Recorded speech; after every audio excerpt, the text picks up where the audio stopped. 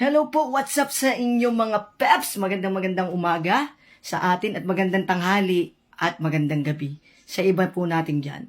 Mga peps, tingnan nyo po ito si Idol Kailin. Paangat po, legit talaga to si Kuya. Dati 300 lang nung umakyat ako sa live niya, 600 na. Paangat pa po, 1K. Si Idol Kailin ay baguhan lang sa ating live stream. Isang beses lang po yan guys, 300 to 600. So kapag po siya ay naglagi na sa ating live stream, makakamit niya yung 1K followers o higit pa. Okay, sa papaanong paraan po ba kung gusto niyo pong umangat din ang inyong mga account, umangat ang inyong mga followers? Ganito guys ang gawin niyo. Unahin na natin yung live streaming. Sa live streaming guys, pag yan po ay nagbibiling, pumasok na kayo sa aking live.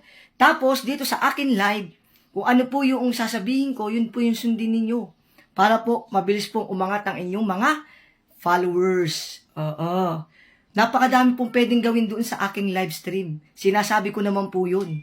Pinomosta ko po kung papaano dadami ang inyong mga followers. Ano po yung pangalawa guys? Proper engagement. Proper engagement, once na dumaan tong video dyan sa FYP nyo, o kahit anong video, pusuan. Pag natapos nyo po, pusuan. I-follow nyo ako guys para notify kayo sa aking mga video na i-upload.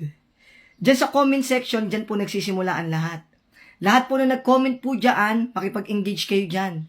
I-follow po lahat, pusuan, tsaka po replyan ng pa-peps back. Ayan, dahil dyan po, bibilis ang inyong pag-angat ng followers.